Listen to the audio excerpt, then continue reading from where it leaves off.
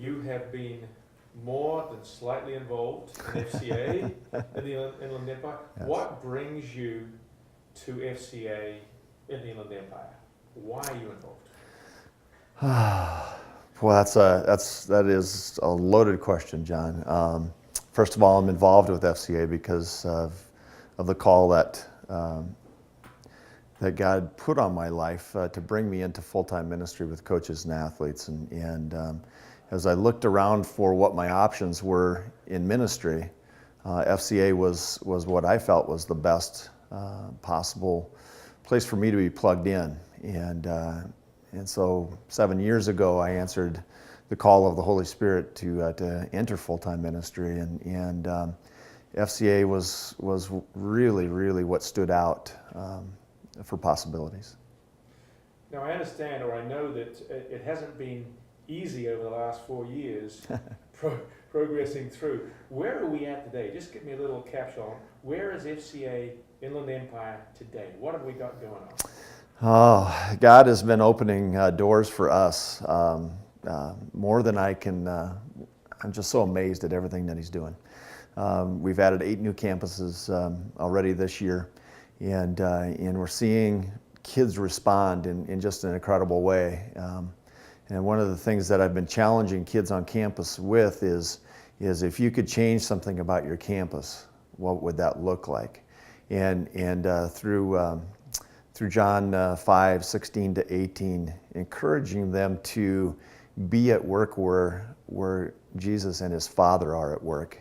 He's evidently at work on a lot of these campuses. And so we just continue to pray together that He'll show us where He's at work and let us join Him. And with that kind of attitude, we've just seen the numbers within the ministry grow, both in number of campuses and in those who are involved. And when we talk about numbers, without specifics, but what's happened, for example, when you have a huddle, which is your meeting on campus, Yes. How many people would you have show up, and how many coaches, and what's happened to those? Can you give us a couple of stories? Yeah, I can give you a couple of stories. Colony High School in Ontario has been a huddle. We've had a huddle on that campus for 3 years now. In the first couple of years, we just really struggled. We had about 6 to 8 kids who would come on Friday mornings, and just not a lot of growth that we saw. But this year, as I said, God really started to do a work on that campus. We had the cheer squad went to a camp that we partner with. FCAie partners with another organization, and 6 girls from the Colony High cheer squad accepted the Lord at that camp. And then when we come to campus, like I said, we had about 6 to 8 kids. At Club Rush, we had 100 kids sign up with interest with FCAie. And now we've gone from those 6 to 8 that met on Friday mornings to about 50 kids that are meeting on Friday mornings. And we have a different huddle coach, and she's just so on fire for what she sees God being able to do with the kids on that campus. And it's just been an amazing time to see that growth. And then other campuses where we've had ministry for a longer time, campuses like Rancho Cucamonga, we've seen that go from about 40 to 50 to 60 kids. And University of Redlands football team having 30 players stay afterwards for Bible study and for talks about character. We've had 30 kids stay where that was about 10 to 12 pretty much every year. And we're seeing coaches join them, and coaches who come to me and say, "Man, I'm really struggling. Can you pray for me?" And all of those things are happening, and it's not because of what I'm doing. It's not because of what anybody else humanly is doing, but what I attribute to God is at work. Picking up on the God is at work, and you and I know that it is the people who end up going out into the campuses. What, for somebody who didn't know what it is that you do, and there are other people who are working with you, what actually happens during the week to help these huddles? What actually happens physically to make it all happen? Oh, well, we have our huddle coaches who I work with to take our kids who are interested in being leaders on campus, and athletes who are interested in being leaders. And we get together and we plan out how everything's going to come together for the huddle. And we have kids who are assigned to making sure that the room is available, to know that, that pizza or some kind of food is being brought in, who the speaker is for that day. And all the logistics. And we have other kids who are outreach kids who are going out and reaching out to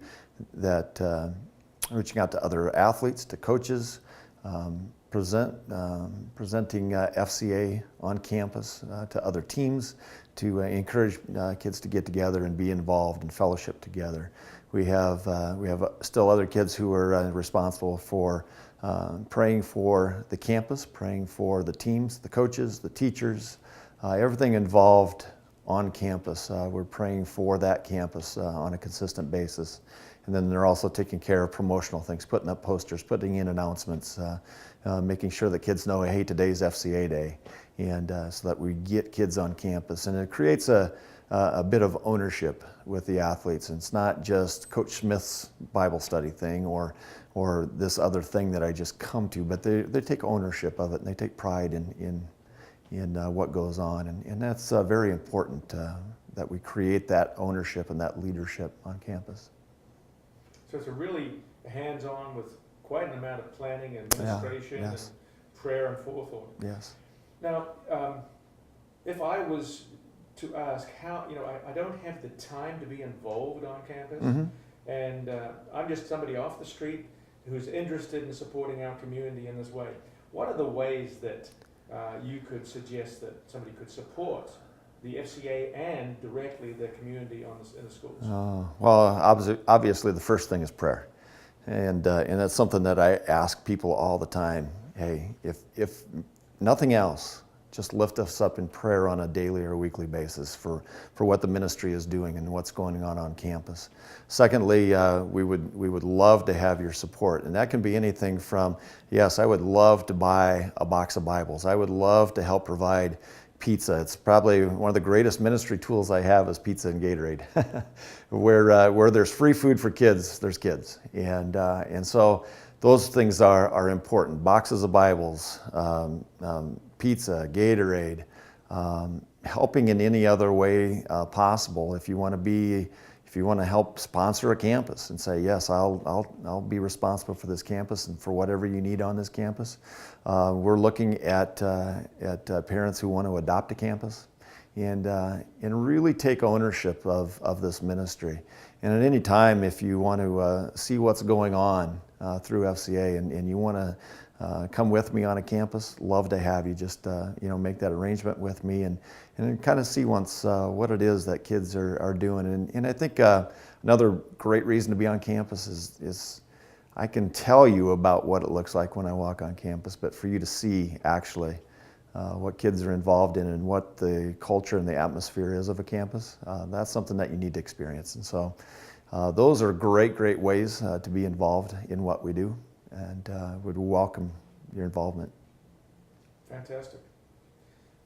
In wrapping up, as a message to the fathers and mothers of kids who are out there right now, and these fathers and mothers are really concerned about where their kids are and what they're doing, do you have a message for them of how perhaps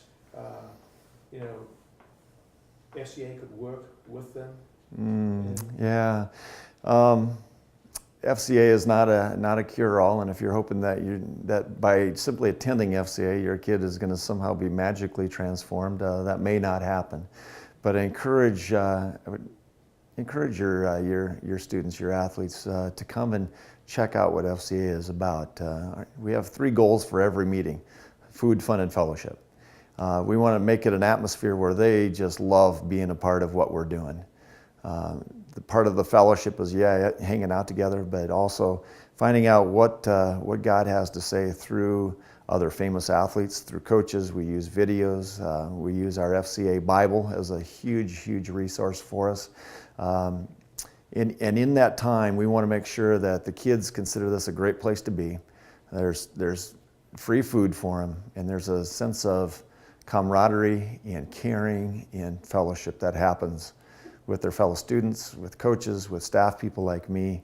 And in that time, we hope that we can plant a little seed for who Christ is and challenge them. If they're already a believer, how do I grow deeper in my faith? If they're an unbeliever, who is this Jesus Christ, and how do I serve him and be an athlete? And that's our greatest responsibility, is to present that opportunity to our kids, and then also at the same time to minister to coaches. Coaches are just incredible people of influence. Kids always remember something about a coach, whether it's a good part or a bad part. We want to take that influence that coaches have in the lives of kids, and we want to use that for God's glory, and to challenge our coaches to be men and women of high character and of caring and of building something greater than wins and losses. Fantastic. Thank you, Ben.